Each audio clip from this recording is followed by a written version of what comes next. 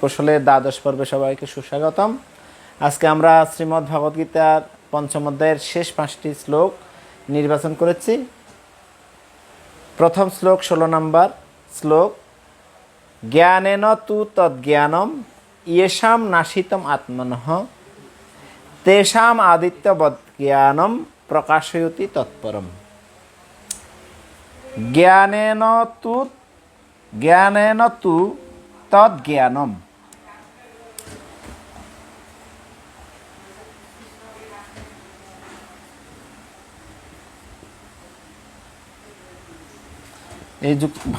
এই শব্দটি হলে তৎ প্লাস জ্ঞানম।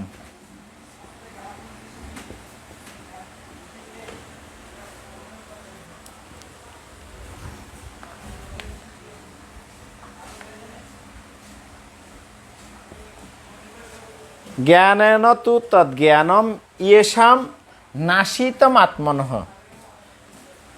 নাশিতম আত্মনঃ, না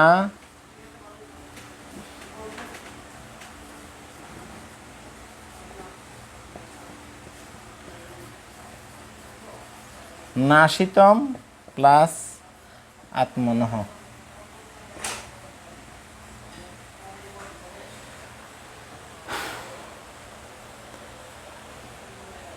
জ্ঞানেন তু তদ্জ্ঞানম ইয়েষাম নাশিতম আত্মনঃ।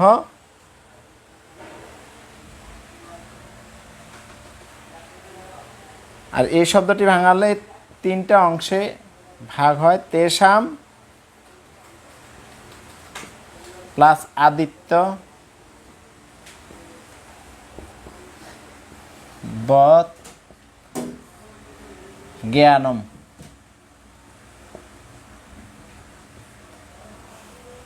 তেষাম আদিত্যবৎ জ্ঞানম প্রকাশয়তি তৎপরম। পরের শব্দ, এই 3টা শব্দ কোনো নেই, জটিলতা নেই।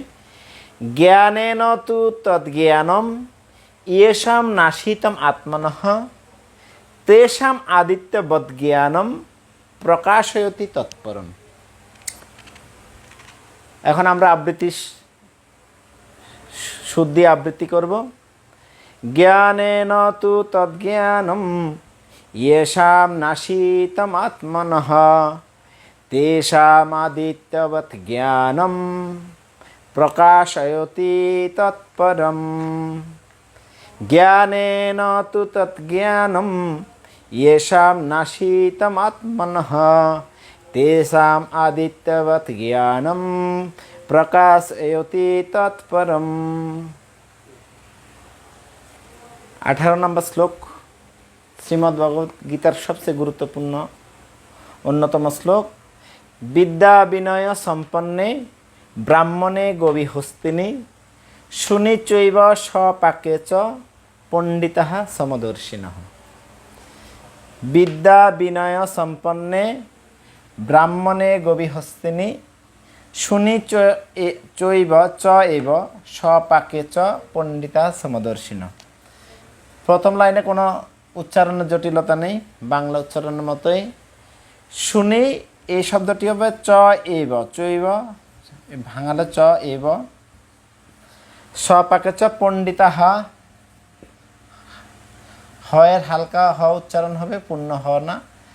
সমদর্শিনঃ রে পাশে। তো এই শব্দ, এই শ্লোকে তেমন কোনো জটিলতা নেই উচ্চারণের। এই শুধু একটা চ এব, আমরা চৈব বললে হবে, কিন্তু যদি সংস্কৃত ভাঙানো হয় চ এব হয়। বিদ্যা বিনয় সম্পন্নে ব্রাহ্মণে গবিহস্তিনি শুনিচৈব স্বপাকে চ পণ্ডিতাঃ সমদর্শিনঃ। বিদ্যা বিনয় সম্পন্নে ব্রাহ্মণে গবিহস্তিনি শুনিচৈব স্বপাকে চ পণ্ডিতাঃ সমদর্শিনঃ। 22 নম্বর শ্লোক, ইয়ে হি সংস্পর্শজা ভোগা দুঃখ নয় এবতে আদ্যন্তবন্ত কন্তেয় ন তেষু রমতে বুধঃ। ইয়ে হি সংস্পর্শজা ভোগা দুঃখ ন এবতে আদ্যন্তবন্তঃ কন্তেয় ন তেষু রমতে বুধঃ। অন্তর্জাক ওয়াইয়ের মতো উচ্চারণ করতে হয়। ইয়ে হি সম স্পর্শজা, সম স্পর্শজা ভোগা দুঃখ ইয়ন, ইয়ন এবাতে এই শব্দটি বাগালে হয় আদি লাস অন্তবন্তঃ, আদি অন্তবন্তঃ কোন্তেয় ন তেষু রমতে বুধঃ।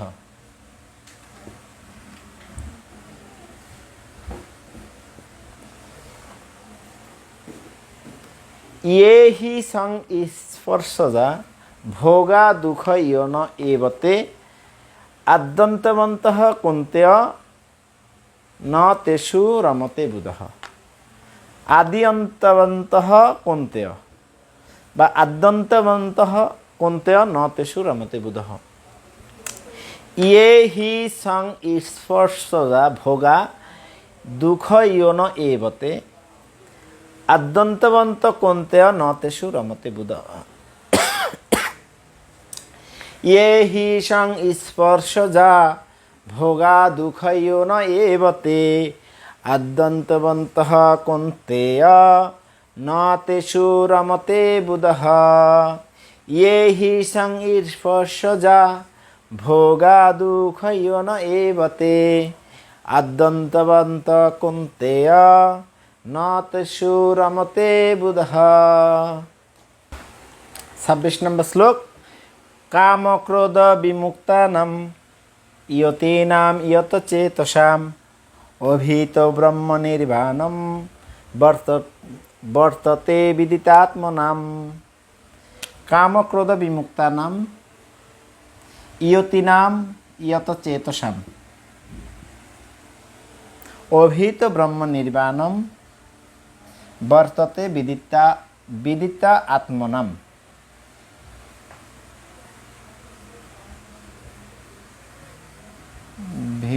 বিদিতা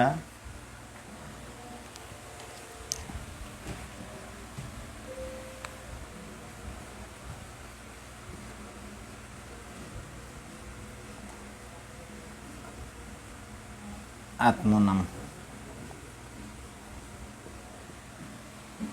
কাম ক্রোধ বিমুক্তানাম ইয়তীনাম ইয়ত চেতসাম অভীত ব্রহ্ম নির্বাণম বর্ততে বিদিতাত্মনাম। তো এই শ্লোকে কোনো উচ্চারণ তেমন জটিলতা নেই, আমরা শুদ্ধ এখন উচ্চারণ করব। কাম ক্রোধ বিমুক্তানাম ইয়তীনাম ইয়ত চেতসাম অভীত ব্রহ্ম নির্বাণম বর্ততে বিদিতাত্মনাম। কাম ক্রোধ বিমুক্তানাম ইয়তীনাম ইয়ত চেতসাম অভীত ব্রহ্ম নির্বাণম বর্ততে বিদিতাত্মনাম।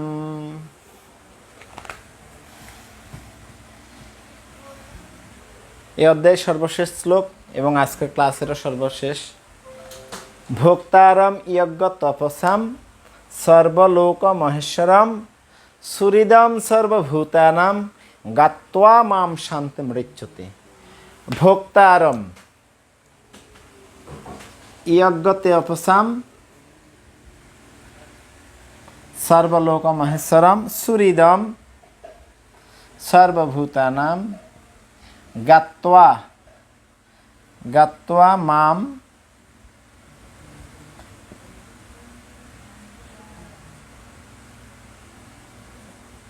শান্তিম ঋচ্ছতি।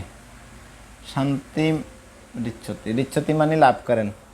ভোক্তারম যজ্ঞ তপসাম সর্বলোক মহেশ্বরম সুহৃদম সর্বভূতানাম জ্ঞাত্বা মাম শান্তিম ঋচ্ছতি। ভোক্তারম যজ্ঞ তপসাম সর্বলোক মহেশ্বরম সুহৃদম সর্বভূতানাম জ্ঞাত্বা মাম শান্তিম ঋচ্ছতি।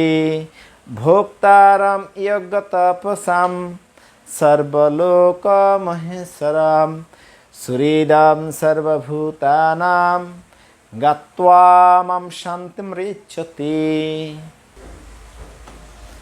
হরে কৃষ্ণ। দ্বাদশ পর্বে আমরা যে 5টি শ্লোক আবৃত্তি করেছি, উচ্চারণ করেছি। সেই শ্লোকের কিছু সারাংশ আমরা আজকে এখন বর্ণনা করব। গত ক্লাসে আমরা শেষ করেছি 15 নম্বর শ্লোকে, যার অর্থ হচ্ছে যে সেই শ্লোকের অর্থ হচ্ছে পরমেশ্বর ভগবান জীবের পাপ অথবা পুণ্য কিছুই গ্রহণ করেন না। অজ্ঞানের দ্বারা প্রকৃত জ্ঞান আবৃত হওয়ার ফলে জীবসমূহ মোহাচ্ছন্ন হয়ে পড়ে। ভগবান ইতিমধ্যে 4th অধ্যায় 36 নম্বর শ্লোকে বলছেন যে অপিচ্ছেদোষী পাপিব্য সর্বিব্য পাপকৃত্তমঃ সর্বজ্ঞান প্লবেনৈব বীজিনম সন্তরিষ্যসি। তুমি যদি সমস্ত পাপীদের থেকে পাপিষ্ঠ বলে গণ্য হয়ে থাকো, তাহলে এই জ্ঞান তরণী আহরণ করে তুমি পাপ সিন্ধু থেকে মুক্ত হতে পারবে।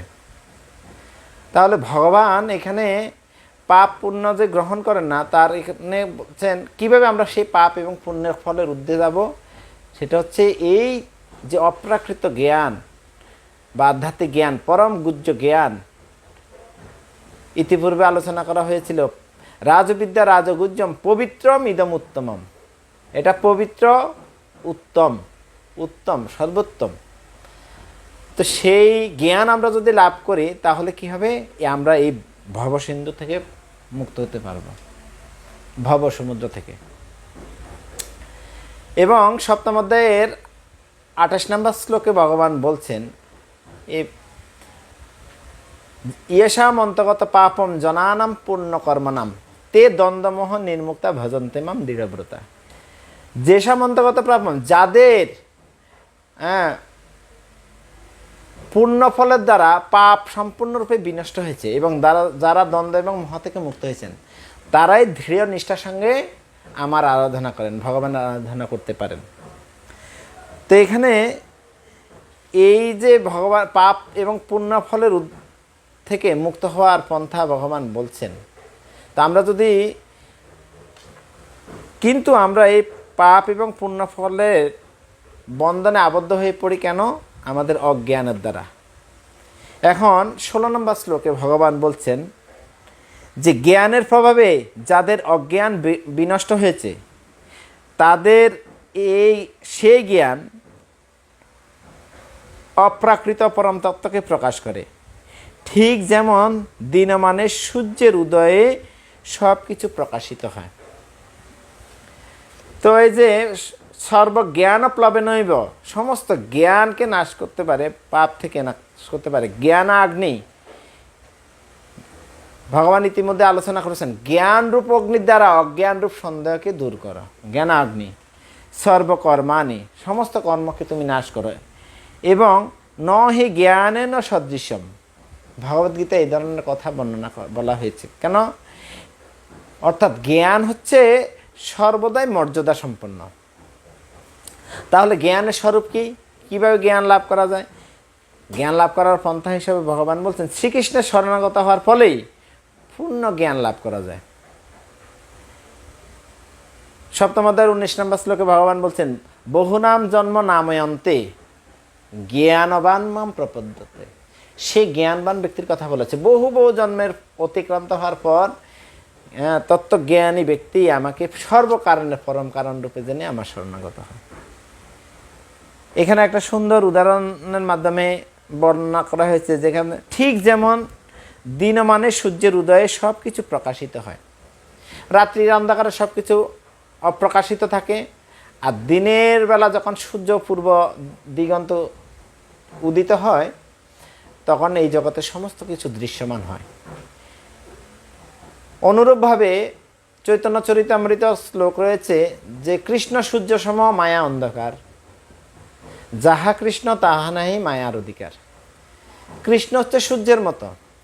তো আমরা যদি ভগবত তত্ত্ব জ্ঞান লাভ করি বা ভগবান কৃষ্ণ সম্বন্ধে অবগত হই, তাকে জানার প্রয়াস করি, তো যতটুকু আমরা প্রয়াস করব ততটুকু আমাদের হৃদয়ের অন্ধকার বা জ্ঞানের অন্ধকার বিদূরিত হয়ে যায়। এখানে যেমন উদাহরণ দিয়েছে, দিবাভাগে যখন সূর্য উদিত হয় রাত্রির সমস্ত অন্ধকার বিদূরিত হয়ে যায়। তো কৃষ্ণ ভাবনামৃত তেমনি সম্পূর্ণরূপে অজ্ঞানতাকে দূর করতে পারে, তখন সব কিছুর স্বরূপ উপলব্ধি হয়। 17 নম্বর শ্লোকে 4টি খুব গুরুত্বপূর্ণ শব্দ রয়েছে। তদ্বুদ্ধয় তদাত্মনম তন্নিষ্ঠাত্মন তন্নিষ্ঠা তৎপরায়ণ।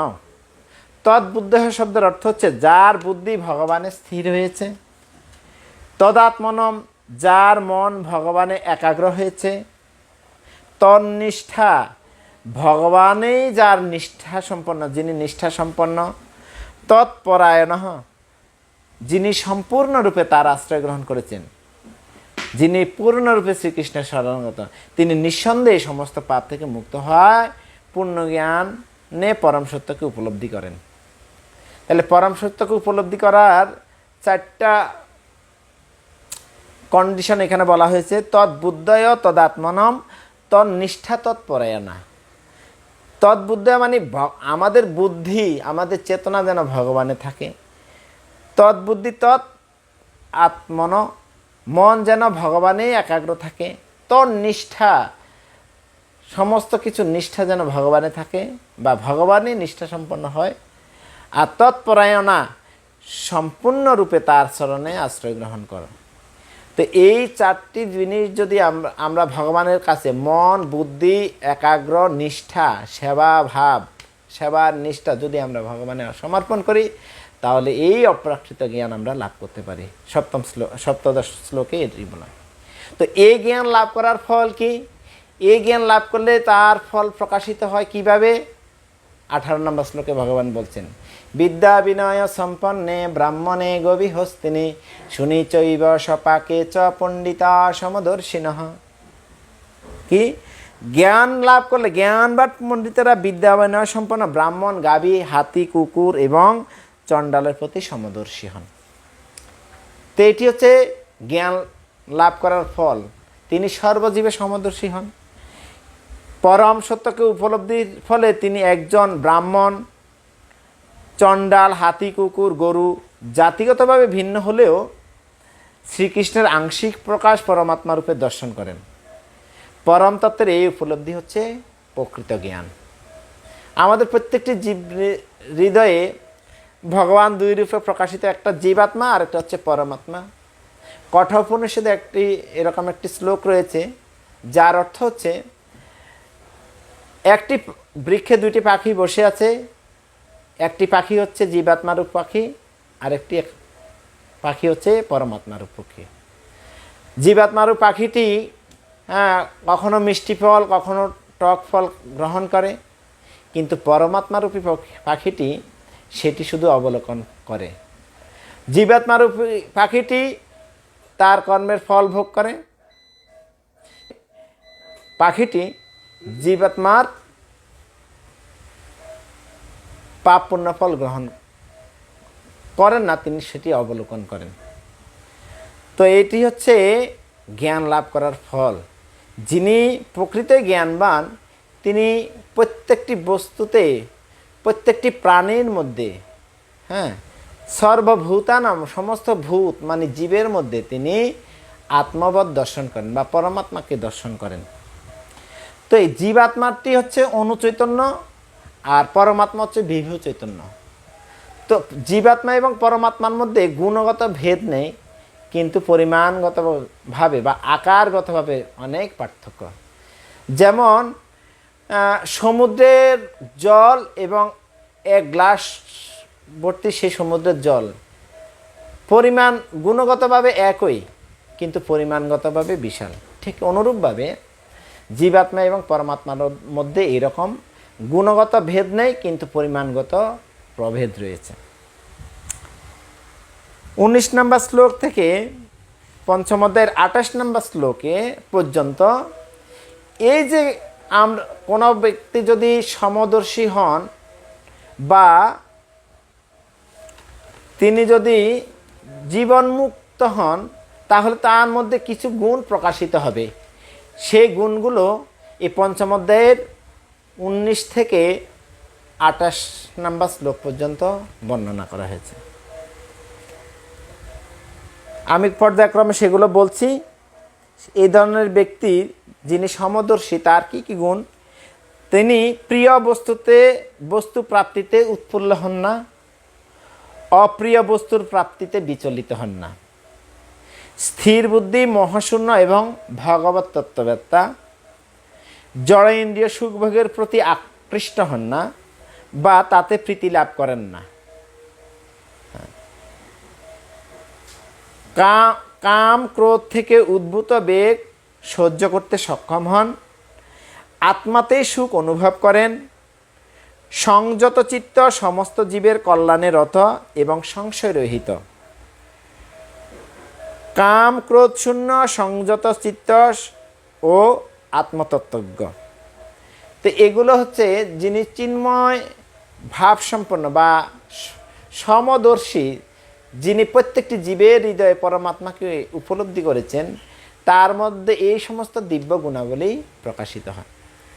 শ্রীমদ্ ভাগবতমে একটি শ্লোক রয়েছে, যস্যাস্তি ভক্তি ভগবত অকিঞ্চনা সর্বৈ গুণৈ যত্র সমাসতে সুরাহা হরা অবক্তস্য কুত মহৎ গুণা মনোরথেন অসতি ধাবত বহি। যস্যাস্তি ভক্তি, যার ভগবানের প্রতি কিঞ্চিত মাত্র ভক্তি রয়েছে, সর্বৈ গুণৈ যত্র সমাসতে সুরাহা, সমস্ত দৈব গুণগুলো, দেবতাদের দৈব সুলভ গুণগুলো তার মধ্যে প্রকাশিত হয়। কিন্তু হরা অবক্তস্য কুত মহৎ গুণা, কিন্তু যারা শ্রীহরির ভক্ত নয় তাদের মহৎ গুণ কোথায়? মনোরথেন অসতি ধাবত বহি, তারা মনরূপ রথের দ্বারা পরিভ্রমণ করে ধাবত বহি, তো সবসময় ধাবমান হচ্ছে বা অধপতিত হচ্ছে। তো এই চিন্ময় গুণ সম্পন্ন গুণ লাভ করলে কি হয়? এই চিন্ময় গুণ লাভ করলে পরম ব্রহ্ম নির্বাণম মৃচ্ছতি। ব্রহ্ম নির্বাণম মৃচ্ছতি বলতে বোঝাচ্ছে আমরা পরম ব্রহ্মকে, পরম ধামে আমরা প্রবেশ করার যোগ্যতা লাভ করি। এবং এই অধ্যায়ের শেষ শ্লোকে ভগবান খুব সুন্দর একটি বিশ্লেষণ দিয়েছেন কিভাবে আমরা এই প্রকৃত, যিনি এই সমদর্শী বা যথার্থ জ্ঞানী, তিনি কিভাবে কি জেনে শান্তি লাভ করেন, শান্তির সূত্রটি এখানে প্রকাশ পেয়েছে। এই শ্লোকে প্রতিপন্ন করেছেন ভগবান। ভোক্তারম যজ্ঞ তপসাম সর্বলোক মহেশ্বরম সুহৃদম সর্বভূতানাম জ্ঞাত্বা মাম শান্তিমৃচ্ছতি। ভোক্তারম যজ্ঞ তপসাম, পরমেশ্বর ভগবান শ্রীকৃষ্ণ হচ্ছেন সমস্ত কিছুর ভোক্তা। আমরা হচ্ছি তার ভোগ্য, ভগবান হচ্ছেন ভোক্তা। আর আমরা যখন ভোক্তা অভিমান করি তখন আমাদেরকে দুঃখ অনুভব করতে হয়। ভোক্তারম যজ্ঞ তপসাম সর্বলোক মহেশ্বরম, তিনি সমস্ত জীবের ঈশ্বর। সর্বলোক মহেশ্বরম, তিনি সমস্ত জীবের সৃষ্টিকর্তা। সুহৃদম সর্বভূতানাম, সমস্ত জীবের তিনি সুহৃদ, পরম বন্ধু। এই তিনটি তত্ত্ব কেউ যদি অবগত হন তাহলে তিনি শান্তি লাভ করতেন। জ্ঞাত্বা মাম, জ্ঞাত্বা শব্দের অর্থ হচ্ছে জেনে। এই তিনটি, এই সূত্রটাই যদি কেউ জানে, সমস্ত কি সূত্র? সব ভোক্তারম যজ্ঞতম, সমস্ত কিছুর ভোক্তা হচ্ছেন ভগবান। আমরা তৃতীয় অধ্যায়ে আলোচনা করেছিলাম, ভগবত ভক্ত ভগবানের উদ্দেশ্যে যাই কিছু করেন, রান্না করেন, ভগবানের জন্য ফুল তুলেন, ভগবানকে ভোগ নিবেদন করেন, ভগবানের জন্য যাই কিছু করেন, সমস্ত কিছু হচ্ছেন যজ্ঞ। তো ভোক্তারম যজ্ঞ তপসাম, সমস্ত তপস্যা, সমস্ত কিছুর ভোক্তা হচ্ছেন তিনি, সমস্ত কিছু সাধনার ভোক্তা হচ্ছেন তিনি। ভোক্তারম যজ্ঞ তপসাম সর্বলোক মহেশ্বরম, তিনি সমস্ত জীবের সুহৃদ। ভগবান এমন নয় যে কেউ যদি দুষ্কৃতকারী হয় তার প্রতি ভগবান কম কৃপা প্রদর্শন করেন, এরকম নয়। যেমন সূর্য দেবতার কৃপাটা আমরা ভগবানের মাধ্যমে আমরা লাভ করে থাকি। ভগবান সূর্য দেবতা শক্তি পান কার থেকে? আমাদের বৈষ্ণব আচার্যরা লিখেছেন, তব ভয়ে বায়ু বয় চন্দ্র সূর্য সমুদয়, স্ব কার্য নিয়মিত করে। তো এই সমস্ত দেবদেবীরা ভগবানের নির্দেশনায় আমাদেরকে সব কিছু সরবরাহ করছেন। তো পরম উৎস হচ্ছে ভগবান। সর্বলোক মহেশ্বরম, হ্যাঁ, তিনি সমস্ত যুগের ঈশ্বর। সুহৃদম সর্বভূতানাম, সমস্ত জীবের সুহৃদ। এই তিনটি সূত্র কেউ যদি জানে তাহলে তিনি প্রকৃত শান্তি লাভ করতে পারেন। এটি হচ্ছে পঞ্চম অধ্যায় কর্মসন্ন্যাস যোগের গুরুতম রহস্য। এটি যদি কেউ তত্ত্বগতভাবে উপলব্ধি করতে পারেন তাহলে তিনি এই জন্মে প্রকৃত সুখ শান্তি লাভ করে, সুখ শান্তি এবং আনন্দ লাভ করে পর জগতে ভগবানের নিত্যধামে প্রবেশ করার যোগ্যতা লাভ করেন। হরে কৃষ্ণ কৃষ্ণ কৃষ্ণ হরে হরে, হরে রাম রাম রাম হরে। জয় শিল প্রভুপাদ, জয় গুরু।